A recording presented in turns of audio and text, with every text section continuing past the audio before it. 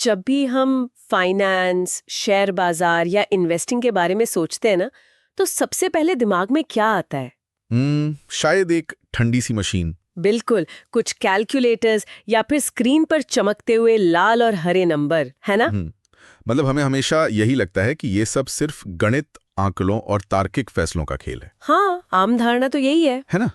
Chart पर एक line ऊपर जाती है, दूसरी नीचे आती है और बस यही ट्रेडिंग है।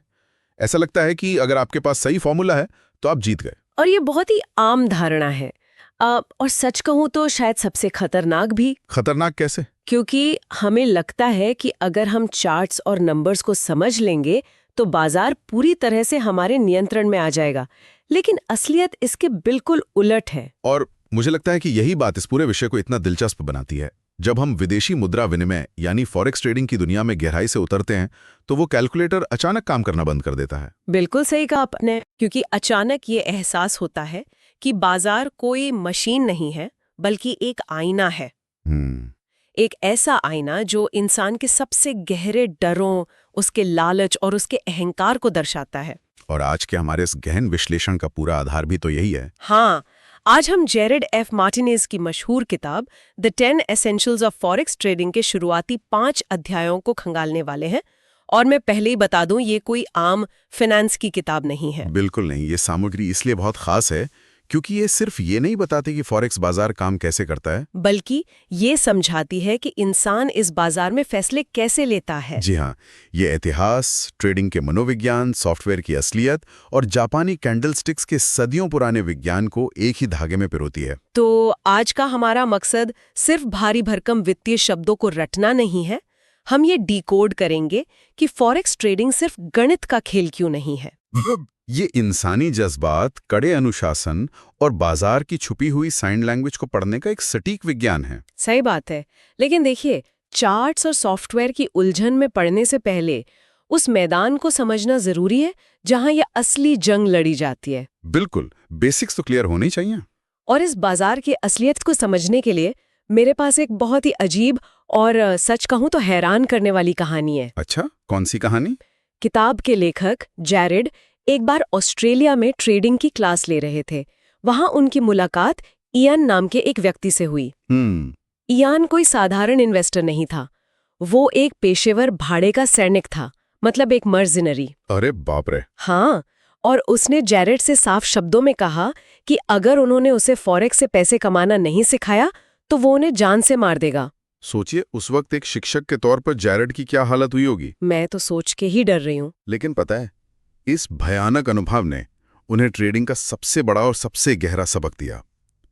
इयान जैसे व्यक्ति को, जो अपनी जिंदगी बंदूक की नोक पर गुजारता हो, भारी भरकम तकनीकी बातें या उलझे हुए फॉर्मूले समझ नहीं आते। हाँ, उसे तो बस सीधा सीधा रिजल्ट चाहिए होगा। बिल्कुल, उसे सिर्फ ये देखना था कि बाजार ऊपर जा रहा है या नीचे। और इस घटना ने जेरेड को सिखाया कि ट्रेडिंग के नियमों को बिल्कुल सरल रखना कितना जरूरी है। सादगी ही सबसे बड़ी कुंजी है। सादगी, ये शब्द इस बाजार के संदर्भ में बहुत भारी लगता है मुझे, क्योंकि अगर हम फॉरेक्स बाजार की जड़ों की ओर देखें तो इसका इतिहास काफी जटिल और उथल-पुथल से भरा हुआ है। हाँ, इसकी शुरुआत रातों रात तो नहीं हुई थी। बिल्कुल नहीं। 1944 में जब द्वितीय विश्व युद्ध खत्म हो रहा था, तब दुनिया की अर्थव्यवस्था पूरी तरह से बिखरी हुई थी। उसे संभालने के लिए ब्रेटन वुड्स समझौता किया गया। और वो समझौता ही आज के फॉरेक्स बाजार की पहली ईंट था। उस समय दुनिया भर के देशों ने तय किया कि स्थिरता लाने के लिए मुद्राओं को किसी ठोस चीज से बांधना होगा। तो उन्होंने अमेरिकी डॉलर को सोने के साथ जोड़ दिया। जी, डॉलर को सोने के साथ और बाकी दुनिया की मुद्राओं को डॉलर के साथ। एक तरह से सब कुछ एक जगह फिक्स कर दिया गया। लेकिन जाहिर है, ये व्यवस्था हमेशा के लिए टिक नहीं पाई। 1971 में ये पूरा सिस्टम टूट लिया और मुद्राएं स्वतंत्र रूप से तैरने लगीं, जिसे हम फ्री फ्लोटिंग कहते हैं। हाँ, और यहीं से असली खेल शुरू हुआ है ना। बिल्कुल। 1971 के बाद किसी भी मुद्रा की कीमत इस बात से तय होने लगी कि बाजार में उसकी मांग और आपूर्ति कितनी है। फिर 1999 में यूरोप के कई देशों ने मिलकर एक साझा मुद्रा यूरो की शुरुआत कर दी। इन सब ऐतिहासिक घटनाओं ने एक ऐसे बाजार को जन्म दिया जो किसी एक देश या किसी एक बैंक के नियंत्रण से पूरी तरह बाहर है। और आज ये बाजार कितना बड़ा हो चुका है, ये समझना अपने आप में दिमाग चकरा देने वाला है। फॉरेक्स दुनिया का सबसे बड़ा वित्तीय बाजार है। आपको पता है यहाँ रोजाना कितना लेन देन होता है? बहुत बड़ी रकम है। रोजाना $1.5 ट्रिलियन का ट्रेड होता है। 1.5 ट्रिलियन। ये सच में एक विशाल आंकड़ा है। अगर अमेरिकी स्टॉक और बॉन्ड मार्केट को मिला भी लेना तो वे रोजाना मुश्किल से $400 बिलियन तक पहुंचते हैं। मतलब फॉरेक्स के सामने बाकी सारे बाजार एक छोटी सी नदी की तरह लगते हैं। हाँ, जबकि ये एक विशाल महासागर है और इस महासागर की अपनी एक अलग भाषा भी है। यहाँ पिप्स, स्प्रेड, लॉट्स और लीवरेज जैसे शब्दों का इस्तेमाल होता है। और इन शब्दों को समझे बिना कोई इस महासागर में उतर ही नहीं सकता। तो चलिए इन्हें आसान भाषा में डिकोड करते हैं। बिल्कुल। देखिए, पिप या प्राइस इंटरेस्ट पॉइंट बाजार की धड़कन है। ये वो सबसे छोटी इकाई है जिससे किसी मुद्रा की कीमत ऊपर या नीचे होती है। और स्प्रेड? स्प्रेड उस कीमत का अंतर है जिस पर आप खरीदते हैं और जिस पर बेचते हैं। यही वो मार्जिन है जो ब्रोकर का मुनाफा होता है। अच्छा, और लॉट का मतलब है ट्रेड की मात्रा, है ना? सही कहा। जैसे एक रेगुलर लॉट $1,00,000 का होता है और मिनी लॉट $10,000 का। लेकिन यहाँ जो सबसे ताकतवर और शायद सबसे खतरनाक चीज है वो है लिवरेज। हाँ, लिवरेज बहुत अहम है। लिवरेज का मतलब तो मुझे ऐसा लगा जैसे कोई व्यक्ति एक बहुत बड़ा और आलीशान महल खरीदना चाहता है और उसे सिर्फ 1% डाउन पेमेंट देकर उस पूरे महल की चाबियां मिल जाती हैं। बहुत ही सटीक उदाहरण है ये। मतलब कम पैसे लगाकर बहुत बड़े सौदे करना। लेकिन एक मिनट, अगर लिवरेज इतना ही आसान है तो क्या इतना विशाल बाजार सिर्फ इन पिप्स और स्प्रेड के भरोसे चल रहा है? आपका इशारा किस तरफ है? मैं सोच रही थी कि क्या इस $1.5 ट्रिलियन के महासागर में एक आम इंसान, एक छोटा ट्रेडर सच में उन बड़े बड़े अंतर्राष्ट्रीय बैंकों का मुकाबला कर सकता है जो इस बाजार को चलाते हैं? ये सवाल हर नए ट्रेडर के मन में आता है, पर असल में छोटे ट्रेडर्स सीधे तौर पर बड़े बैंकों से मुकाबला नहीं करते। तो फिर वो पैसे कैसे कमाते हैं? बड़े बैंक बाजार में जो विशाल तरलता यानी लिक्विडिटी पैदा करते हैं, छोटे ट्रेडर्स बस उस बहाव का फायदा उठाते हैं। वो लहरों पर सर्फिंग करते हैं। अच्छा, मतलब बैंकों के बहाव के साथ चलना है। जी। और आपने जो महल का उदाहरण दिया था ना, लिवरेज छोटे ट्रेडर को उस बड़े बाजार में उतरने की ताकत तो देता है, लेकिन ये एक भयानक दुधारी तलवार है। वो कैसे? अगर उस महल की कीमत थोड़ी सी भी गिर गई तो वो 1% डाउन पेमेंट तुरंत डूब जाएगा और ट्रेडर सड़क पर आ जाएगा। इसीलिए इस बाजार में सिर्फ गणित नहीं बल्कि लोहे जैसे मजबूत अनुशासन की जरूरत होती है। और यहीं पर पूरी कहानी पलट जाती है। तकनीकी ज्ञान, चार्ट्स, लिवरेज, ये सब एक तरफ रह जाता है और इंसान का अपना मनोविज्ञान उस पर हावी हो जाता है। बिल्कुल। किताब एक बहुत ही कड़वा सच सामने रखती है कि फॉरेक्स में 90% ट्रेडर्स फेल हो जाते हैं। 90%। ये बहुत बड़ा नंबर है, लेकिन सच है। और इसका कारण ये नहीं है कि उन्हें सॉफ्टवेयर चलाना नहीं आता। इसका कारण पूरी तरह से मनोवैज्ञानिक है। लेखक का स्पष्ट मानना है कि ट्रेडिंग सिर्फ 10% तकनीकी कौशल है और बाकी 90% सिर्फ और सिर्फ इमोशन। तो इस 90% इमोशन वाले हिस्से को कैसे समझें? इसे समझने के लिए लेखक ने 2 भेड़ियों की एक बहुत ही पुरानी और मशहूर कहानी का जिक्र किया है। ये कहानी कहती है कि हर इंसान के दिमाग के अंदर हमेशा 2 भेड़ियों के बीच एक खूनी जंग चल रही होती है। और ये दोनों भेड़िए इंसान के 2 अलग-अलग पहलुओं को दर्शाते हैं, ना? बिल्कुल। एक अच्छा भेड़िया है जो शांति, विनम्रता, अनुशासन, धैर्य और सच्चाई का प्रतीक है। ट्रेडिंग में ये वो हिस्सा है जो नियमों का पालन करता है और शांत रहता है। और दूसरा भेड़िया बुरा है। वो लालच, डर, अहंकार, क्रोध और जल्दबाजी से भरा है। ट्रेडिंग में यही वो हिस्सा है जो रातों रात अमीर बनने के सपने देखता है और नुकसान होने पर घबराकर गलत फैसले लेता है। और सबसे बड़ा सवाल यह है कि इस जंग में जीतता कौन है? जवाब बहुत सीधा है, जीतता वो ही है जिसे हम खिलाते हैं। सही कहा। अगर एक सफल ट्रेडर बनना है तो खुद का सामना करना ही पड़ेगा। लेखक एक पर्सनल लिटमस टेस्ट की बात करते हैं। ये जानना बहुत जरूरी है कि कोई व्यक्ति अपनी रोजमर्रा की जिंदगी में कैसा है। हाँ, क्या वो नियम बनाने वाला है या नियम तोड़ने वाला? जब कोई मुसीबत आती है तो क्या वो हालात को समझकर रिस्पॉन्स देता है या फिर घबराकर अंधाधुंध रिएक्ट करता है? और इंसान का ये रोजमर्रा का स्वभाव ट्रेडिंग के नतीजों में सीधे तौर पर झलकता है। जो इंसान असल जिंदगी में अपने गुस्से या लालच पर काबू नहीं रख सकता, वह स्क्रीन के सामने बैठकर अचानक से एक अनुशासित मशीन नहीं बन सकता। बिल्कुल नहीं बन सकता। इसी बदलाव को लाने के लिए सीखने की प्रक्रिया को समझना पड़ता है। इसे मनोवैज्ञानिक भाषा में अचेतन अक्षमता से अचेतन क्षमता तक का सफर कहते हैं। आसान शब्दों में इसका क्या मतलब हुआ? मतलब शुरुआती दौर जहां हमें अपनी गलतियों का अंदाजा तक नहीं होता, वहां से लेकर एक ऐसे स्तर तक पहुंचना जहां सही फैसले हमारी आदत बन जाते हैं। अरे ये तो बिल्कुल पहली बार गाड़ी चलाना सीखने जैसा है। हाँ, कह सकते हैं। याद है जब पहली बार स्टीयरिंग पकड़ा था, सारा ध्यान इस बात पर था कि क्लच कब दबाना है, गियर कैसे बदलना है, ब्रेक कहाँ है, शीशे में पीछे कैसे देखना है। और उस वक्त कितनी घबराहट होती थी। इतनी घबराहट होती थी कि बात करने वाले पर भी गुस्सा आता था कि चुप रहो। लेकिन महीनों प्रैक्टिस करने के बाद क्या होता है, एक दिन वही इंसान तेज रफ्तार में गाड़ी चला रहा होता है, एफएम पर गाना भी गा रहा होता है और उसे सोचना भी नहीं पड़ता कि गियर कब बदला। क्योंकि वो उसकी आदत बन चुकी होती है। बहुत ही उम्दा तुलना है ये। ट्रेडिंग में भी ठीक यही होता है। नियम और चार्ट्स पहले बहुत भारी लगते होंगे। बहुत ज्यादा। लेकिन उन्हें आदत में बदलने के लिए एक बहुत ही खास नियम काम आता है। 21 दिन और 3% का नियम। ये क्या है? विज्ञान कहता है कि इंसानी दिमाग किसी भी नए ज्ञान का 80% हिस्सा सिर्फ पहले 3 दिन में ही भूल जाता है और 21 दिन बीत जाने के बाद उसे उस जानकारी का सिर्फ 3% याद रहता है। सिर्फ 3%? बाप रे! इसका मतलब अगर कोई सिर्फ एक किताब पढ़कर या कोई सेमिनार अटेंड करके ये सोच ले कि वो ट्रेडर बन गया है, तो वो सबसे बड़े भ्रम में जी रहा है। बिल्कुल। बिना बार बार अभ्यास किए वो ज्ञान कभी भी आदत का हिस्सा बन ही नहीं सकता। मुझे लगता है कि एक ट्रेडर का माइंडसेट बिल्कुल एक समुद्री जहाज के कैप्टन जैसा होना चाहिए। एक समझदार कैप्टन हमेशा मौसम को पढ़ता है और तूफानों से बचकर अपनी मंजिल तक पहुंचता है। हाँ, वो बेवजह रिस्क नहीं लेता। वो अपने अहंकार में आकर तूफान का सीना चीरने की बेवकूफ़ी नहीं करता। लेकिन यहाँ मुझे एक बात बहुत अजीब लग रही है। क्या? अगर 90% खेल मनोविज्ञान और भावनाओं का है, तो क्या लोग उस 10% तकनीकी हिस्से मतलब चार्ट्स और सॉफ्टवेयर पर इतना ज्यादा ध्यान नहीं दे देते कि वे खुद को सुधारने का काम बिल्कुल ही भूल जाते हैं? यही तो सबसे बड़ा जाल है जिसमें 90% लोग फंसते हैं। मतलब वो खुद को बदलना नहीं चाहते। अपनी गलतियों, अपने लालच या अपने डर का सामना करना किसी भी इंसान के लिए बहुत असुविधाजनक होता है। कोई ये नहीं मानना चाहता कि वो लालची है या डरपोक है। तो फिर वो क्या करते हैं? लोग एक आसान रास्ता ढूंढते हैं। वे सोचते हैं कि अगर कोई ऐसा सॉफ्टवेयर या कंप्यूटर प्रोग्राम मिल जाए जिसमें इंसान की तरह भावनाएं ही ना हो, तो सारी समस्या ही खत्म हो जाएगी।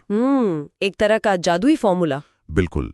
वे खुद को अनुशासित करने के बजाय एक कृत्रिम होली ग्रेल की तलाश में लग जाते हैं। तो क्या हम ये मान लें कि बाजार में ऐसा कोई भी जादुई सॉफ्टवेयर नहीं है जो ऑटो पायलट पर पैसा छाप कर दे सके? ऐसा कुछ नहीं है। क्योंकि अगर 100% सटीक काम करने वाला कोई ऑटोमेटेड सिस्टम होता, तो उसे कोई आम आदमी इंटरनेट पर नहीं खरीद रहा होता ना। दुनिया के बड़े बैंक उसे अरबों डॉलर में खरीद कर अपनी तिजोरी में बंद कर चुके होते। बिल्कुल सच कहा आपने। लेखक ने इसे समझाने के लिए हवाई जहाज के ऑटो पायलट का बहुत ही व्यावहारिक उदाहरण दिया है। अच्छा, क्या है वो उदाहरण? देखिए, ऑटो पायलट बहुत अच्छी तकनीक है। जब मौसम साफ हो तो ये पायलट का काम आसान कर देता है। विमान अपनी दिशा में उड़ता रहता है। लेकिन सोचिए, अगर अचानक कोई भयानक तूफान आ जाए या 9/11 जैसी कोई वैश्विक घटना हो जाए जिससे बाजार में कोहराम मच जाए, तब क्या होगा? तब तो वो ऑटो पायलट फेल हो जाएगा। बिल्कुल। उस घबराहट भरे माहौल में विमान को बचाने के लिए मैनुअल कंट्रोल और एक अनुभवी पायलट के अनुभव की ही जरूरत होती है। कंप्यूटर वहां काम नहीं आते। तो फिर इन महंगे ट्रेडिंग सॉफ्टवेयर का असली काम क्या है? अगर वे खुद ट्रेड नहीं कर सकते तो लोग इन्हें खरीदते क्यों हैं? उनका असली काम बाजार की दिशा यानी ट्रेंड को पहचानना है। सॉफ्टवेयर इनर और आउटर मूविंग ट्रेंड लाइंस जैसी चीजें दिखाता है, जिससे ये पता चलता है कि बाजार लंबी अवधि में कहाँ जा रहा है। हाँ, और छोटी अवधि में कहाँ। इसके अलावा भावनाओं को फैसलों से दूर रखने के लिए सॉफ्टवेयर हमें अलग अलग तरह के ऑर्डर्स लगाने की सुविधा देता है, जैसे market order, limit order, stop order. और इन सब में सबसे खास ओसीओ यानी one cancels the other order. जी हाँ, ओसीओ। ये ओसीओ ऑर्डर तो सच में किसी जादू से कम नहीं है मेरी नजर में। वो कैसे? क्योंकि इसमें ट्रेडर एक साथ 2 सीमाएं तय कर देता है, एक तरफ मुनाफे का लक्ष्य और दूसरी तरफ नुकसान की आखिरी हद। बाजार जैसे ही किसी एक स्तर को छूता है, वो ऑर्डर पूरा हो जाता है और दूसरा अपने आप रद्द हो जाता है। बिल्कुल सही। मैं इसे घर के एसी थर्मोस्टेट की तरह देखती हूँ। एक बार कमरे का तापमान सेट कर दिया, फिर आराम से सो जाइए। अगर कोई हर 2 मिनट में उठकर थर्मोमीटर चेक करेगा, तो उसे सिर्फ घबराहट और टेंशन ही मिलेगी। हाँ, और टेंशन में वो गलत फैसले लेगा। लेकिन ठहरिए, अगर बात इतनी ही सुलझी हुई है, MTI 4.0 जैसा सॉफ्टवेयर बाजार की दिशा बता रहा है, ट्रेंड लाइन स्क्रीन पर चमक रही हैं और OCO ऑर्डर्स से भावनाओं को भी लॉक कर दिया गया है, तो लोग पैसा क्यों खो रहे हैं? ये एक बहुत ही अच्छा सवाल है। क्या ऐसा है कि लोग स्क्रीन पर इतने ज्यादा इंडिकेटर्स लगा देते हैं कि वे खुद ही कंफ्यूज हो जाते हैं? बिल्कुल, इसे तकनीकी भाषा में पैरालिसिस बाय एनालिसिस कहते हैं। Paralysis by analysis? हाँ, जब आप चार्ट पर 10 अलग-अलग इंडिकेटर्स लगा देते हैं तो दिमाग सुन्न हो जाता है। एक इंडिकेटर कह रहा है बाजार ऊपर जाएगा, खरीद लो। उसी वक्त दूसरा इंडिकेटर कह रहा है बाजार नीचे जाएगा, बेच दो। बाप रे, तो इंसान फैसला ही नहीं ले पाता होगा। और सबसे बड़ी समस्या तब आती है जब बाजार ना ऊपर जा रहा होता है ना नीचे, बल्कि एक सीधी रेखा में एक छोटे से दायरे में फंस जाता है। हाँ। इसे कंसोलिडेशन या साइडवेज मूवमेंट कहते हैं। अच्छा। ऐसी स्थिति में कंप्यूटर के सारे इंडिकेटर्स फेल हो जाते हैं और लगातार गलत संकेत देने लगते हैं। और यहीं पर सॉफ्टवेयर की सीमाएं खत्म होती हैं और बाजार की अपनी असली भाषा शुरू होती है। जब कंप्यूटर धोखा दे जाए तब हमें बाजार की साइन लैंग्वेज पढ़नी आनी चाहिए। बिल्कुल, जिसे जापानीज कैंडलस्टिक्स कहते हैं। और ये भाषा कोई नई तकनीक नहीं है, बल्कि सदियों पुरानी है। इसका इतिहास तो मुझे किसी हॉलीवुड पीरियड फिल्म जैसा लगता है। हाँ, इसका इतिहास बहुत ही रोचक है। 1500 और 1600 के दशक में जापान में सेंगोकू जिदाई यानी युद्ध का युग चल रहा था। हर तरफ खून खराबा था। और फिर 1700 के दशक में मुनेहिसा हुम्मा नाम के एक चतुर व्यापारी ने चावल के बाजार में इस तकनीक का आविष्कार किया। सही कहा। आपको जानकर हैरानी होगी कि उस समय खाली चावल के कूपन बेचे जाते थे, जो असल में दुनिया के सबसे पहले फ्यूचर्स कॉन्ट्रैक्ट बन गए। जी हाँ, उस दौर के जापान में चावल सिर्फ खाने की चीज नहीं था, वो एक तरह से असली मुद्रा था। पूरी अर्थव्यवस्था उसी पर टिकी थी। मुनेहिसा हुम्मा ने समझा कि बाजार सिर्फ चावल की मांग से नहीं बल्कि व्यापारियों की भावनाओं से चलता है। भावनाओं से? और कैंडलस्टिक्स की संरचना इसी भावना को बहुत ही खूबसूरती से दर्शाती है। आप एक कैंडल की कल्पना कीजिए। इसमें एक ठोस बॉडी होती है और उसके ऊपर और नीचे पतली लकीरें होती हैं जिन्हें विक्स या परछाइयां कहते हैं। इसमें 4 मुख्य कीमतें होती हैं। ओपन यानी बाजार कहाँ खुला, क्लोज यानी कहाँ बंद हुआ, हाई यानी सबसे ऊपर कहाँ गया और लो यानी सबसे नीचे कहाँ गया। मैं इस पूरी संरचना को एक बहुत ही कड़े मुकाबले की तरह देखती हूँ। मुकाबला? कैसा मुकाबला? ये कैंडलस्टिक्स असल में बुल्स यानी तेजड़िए जो बाजार को ऊपर ले जाना चाहते हैं और बेयर्स यानी मंदी वाले जो बाजार को नीचे गिराना चाहते हैं, उनके बीच चल रही एक रस्साकशी के निशान है। बहुत बढ़िया तरीके से समझाया आपने। जो बीच की ठोस बॉडी है वो साफ बताती है कि दिन के अंत में कौन सी टीम हावी रही। अगर कैंडल की बॉडी बड़ी है तो वो एक निर्णायक या डिसीजन कैंडल है। हाँ, मतलब एक टीम साफ साफ जीत गई। बिल्कुल। और जो ऊपर या नीचे की पतली सी विक है वो ये बताती है कि हारने वाली टीम ने दिन भर में कितनी ताकत लगाई थी, लेकिन अंत में वे उस मुकाम को रोक नहीं पाए। ये बाजार के मनोविज्ञान को समझने का सबसे बेहतरीन नजरिया है। एक लंबी विक्स और छोटी बॉडी वाली कैंडल बताती है कि बाजार में घोर असमंजस है। बुल्स और बेयर्स दोनों ने पूरी ताकत लगाई लेकिन कोई नतीजा नहीं निकला। और जब ये कैंडलस्टिक्स चार्ट पर एक साथ मिलते हैं तो ये कुछ खास आकृतियां या पैटर्न बनाते हैं। जी, जो बाजार के भविष्य का संकेत देते हैं। जैसे कि बुलिश पैटर्न्स जो बताते हैं कि अब खरीदने का सही समय आ गया है। इस किताब में मॉर्निंग स्टार, बुलिश एनगल्फिंग और ट्वीजर बॉटम्स का जिक्र है। अगर हम सिर्फ मॉर्निंग स्टार की बात करें तो वो कैसा दिखता है? मॉर्निंग स्टार का दृश्य अपने आप में एक कहानी है। ये हमेशा एक गिरते हुए बाजार के अंत में बनता है। पहली कैंडल एक लंबी और गहरी कैंडल होती है जो बताती है कि बियर्स बाजार को बेरहमी से नीचे गिरा रहे हैं। उसके बाद एक छोटी सी कैंडल बनती है, एक तारे की तरह, जो दर्शाती है कि बियर्स थक चुके हैं और असमंजस की स्थिति है। और फिर एक तीसरी लंबी और चमकीली कैंडल बनती है जो तेजी से ऊपर जाती है। ये साफ इशारा है कि मंदी की रात खत्म हो गई है और तेजड़ियों की नई सुबह यानी मॉर्निंग स्टार का उदय हो चुका है। क्या बात है। मतलब एक तरह से हार के बाद की शानदार जीत। और इसके ठीक उलट बेरिश पैटर्न्स होते होंगे जो बेचने का या बाजार से बाहर निकलने का संकेत देते होंगे। बिल्कुल, जैसे इवनिंग स्टार, बेरिश एनगल्फिंग और ट्वीजर टॉप्स। ये हमेशा एक बढ़ते हुए बाजार के सबसे ऊंचे शिखर पर बनते हैं जब बुल्स की ताकत जवाब दे जाती है। लेकिन यहाँ एक पेच है। किताब एक बहुत ही कड़ा नियम बताती है कि हमेशा बाजार के मुख्य ट्रेंड के साथ ही ट्रेड करना चाहिए। और ये सबसे अहम नियम है। अगर बाजार का मुख्य भाव ऊपर की तरफ है यानी अप ट्रेंड है तो आपको चार्ट पर सिर्फ बुलिश संकेतों को ही महत्व देना है। और अगर बाजार गिर रहा हो तो सिर्फ बेरिश संकेतों पर ध्यान देना है। बहती नदी की दिशा में तैरना हमेशा आसान होता है, लहरों के खिलाफ जाने वाला अक्सर डूब जाता है। लेकिन मान लेते हैं कि मैं स्क्रीन के सामने बैठी हूं और चार्ट पर तो ये कैंडलस्टिक पैटर्न्स हर जगह बनते हुए दिख रहे हैं। 1 घंटे के चार्ट पर मॉर्निंग स्टार बन रहा है, 15 मिनट के चार्ट पर इवनिंग स्टार बन रहा है। हाँ, ये बहुत आम बात है। तो कोई भी ट्रेडर सिर्फ इन पैटर्न्स की आकृतियों पर अंधा भरोसा ना करके अपने कॉमन सेंस का इस्तेमाल कैसे कर सकता है? यहीं पर एक नौसिखिए और अनुभवी ट्रेडर का फर्क नजर आता है। देखिए, कोई भी कैंडलस्टिक पैटर्न अपने आप में कोई जादुई लकीर नहीं है। अगर बाजार एक संकरे दायरे में साइडवेज चल रहा है तो वहां रोज बनने वाले मॉर्निंग स्टार या इवनिंग स्टार का कोई मतलब नहीं होता। पैटर्न सिर्फ तभी काम करते हैं जब वे बाजार के बड़े और बुनियादी नियमों के इर्द गिर्द बनते हैं। और वे बुनियादी नियम क्या है? वो नियम सपोर्ट और रेजिस्टेंस से तय होते हैं। सपोर्ट और रेजिस्टेंस, ये दोनों शब्द इस पूरे वित्तीय खेल के सबसे बड़े नियम तय करते हैं। किताब के अनुसार, जैसा कि हमने पहले रस्साकशी की बात की, ये खेल पूरी तरह से बुल्स और बियर्स की 2 टीमों के बीच का है। जी, और इस खेल में सपोर्ट वो निचला स्तर है, वो जमीन है जहां गिरते हुए बाजार में बियर्स थक जाते हैं। उन्हें लगता है कि कीमत अब इससे नीचे नहीं जा सकती। और उसी वक्त बुल्स को लगता है कि ये कीमत बहुत सस्ती है। बिल्कुल, वे बाजार में पैसा झोंकते हैं और कीमत को वापस ऊपर उछाल देते हैं। दूसरी तरफ रेजिस्टेंस वो ऊपरी छत है जहां चढ़ते हुए बाजार में बुल्स की सांस फूलने लगती है। और तब बियर्स बाजार पर हावी होकर कीमत को धकेलकर नीचे गिरा देते हैं। सही कहा। ये वो 2 सीमा रेखाएं हैं जिनके बीच ये पूरी अरबों डॉलर की जंग लड़ी जाती है। और जो ट्रेडर इन बुनियादी नियमों को तोड़ता है, उसका अंजाम कितना खौफनाक हो सकता है, इसके एक रोंगटे खड़े कर देने वाली मिसाल इस किताब में दी गई है। हाँ, डेविड बुलिन की कहानी। बिल्कुल, वो कोई आम ट्रेडर नहीं था, बल्कि नेशनल ऑस्ट्रेलिया बैंक का एक बहुत ही होनहार, उच्च पद पर बैठा हुआ सीनियर ट्रेडर था।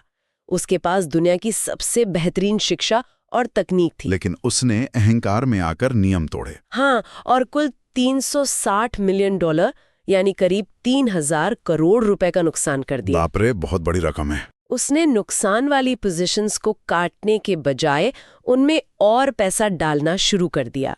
वो हारते हुए बाजार में कॉस्ट एवरेज डाउन करने की कोशिश कर रहा था।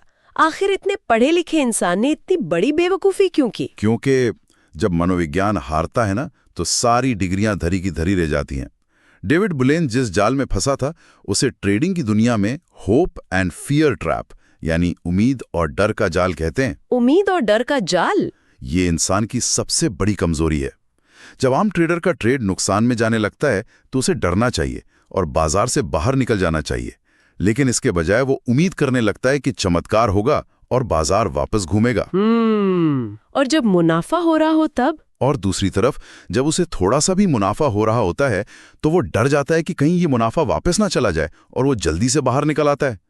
ये पूरी तरह से उल्टा नजरिया है। अच्छा, तो सही नजरिया क्या है? एक सफल ट्रेडर मुनाफे में उम्मीद रखता है कि ये और बढ़ेगा और नुकसान में डर कर तुरंत अपनी पोजीशन काट देता है।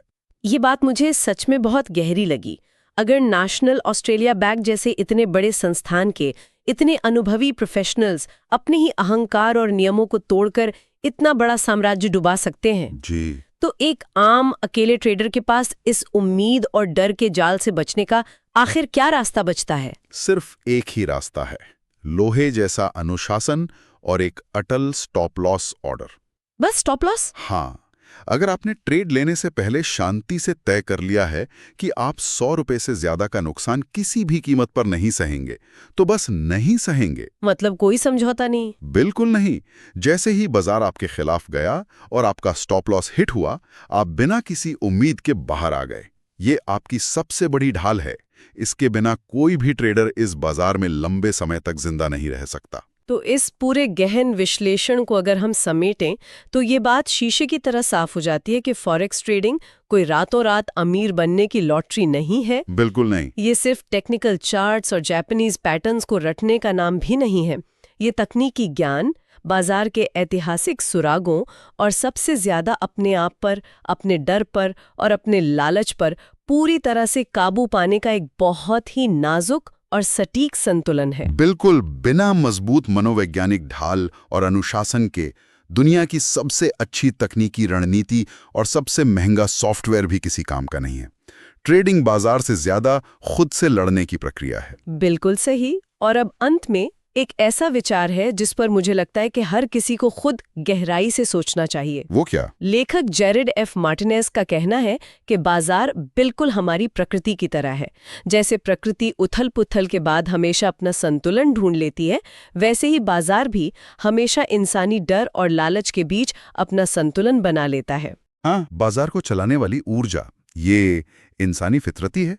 लेकिन आज हम जिस दौर में जी रहे हैं वहाँ आर्टिफिशियल इंटेलिजेंस यानी AI और सुपर कंप्यूटर्स बाजार में छा गए हैं। वे बिना थके, बिना भावनाओं के 1 सेकंड में लाखों ट्रेड कर रहे हैं। सही बात है। तो सवाल ये है कि क्या भविष्य में बाजार की वो पुरानी इंसानी फितरत पूरी तरह से खत्म हो जाएगी, या फिर क्या ये AI एल्गोरिदम इतने स्मार्ट हो जाएंगे कि वे खुद को इस तरह से ढाल लेंगे कि वे भी इंसानी भावनाओं, हमारे डर, हमारे अहंकार और हमारे लालच की हूबहू नकल करना सीख जाएंगे? ये सच में एक बहुत ही बेचैन करने वाला और विचारणीय प्रश्न है। अगर मशीनें इंसान का डर और लालच सीख गईं, तो फिर बाजार का असली स्वरूप क्या होगा? शुरुआत में हमने कहा था कि ये बाजार कोई ठंडी मशीन नहीं, बल्कि एक आईना है जो हमारे डर और लालच को दिखाता है। बिल्कुल। भविष्य में ये देखना और भी दिलचस्प होगा कि जब उस आईने के सामने कोई इंसान नहीं, बल्कि खुद एक मशीन आकर खड़ी होगी, तो वो आईना उसे क्या दिखाएगा? बहुत ही गहरी बात है ये। इसी विचार के साथ आज का ये गहन विश्लेषण यहीं समाप्त करते हैं। मुझे उम्मीद है कि इसमें सोचने के लिए सच में बहुत कुछ है।